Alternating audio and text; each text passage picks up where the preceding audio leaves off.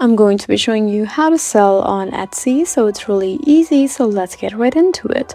So the first thing you need to do is open Safari or any of the browsers that you have, where you can go to Etsy's official website. And once you're here on Etsy.com, you'll see something like this. So after you're here, if you don't have an account, you just need to sign in and then register. You can use email, your Google ID, or your Apple account. It's completely up to you. Just verify your email and this becomes your seller login as well. So now what you need to do is open your shop. So what you need to do is go to etsy.com/sell like this. So after you're here, you just need to scroll down till you find this option right here that says open your Etsy shop. Just go ahead on tap here. So once you're there, what we need to do is choose a shop name, select your language, country, and currency. So whatever currency you choose, they'll be converted from US dollars to your chosen currency and sent to you in your bank of residence. And then you need to choose a shop name. It could be from 4 to 20 characters. You have to make it unique, simple, and memorable. So this is your brand identity. So you need to add your first product, which is required. And for physical items, take clear, bright photos,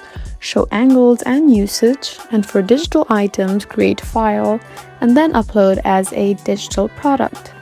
You also need to be very careful about listing details. You need to make sure you choose the correct title, the description of from what, how, who, price, and quantity, and also set shipping, like processing time, shipping costs, delivery regions, and digital products, and also set up payments, which is really important. You also need to connect your Pioneer account through which you will be paid.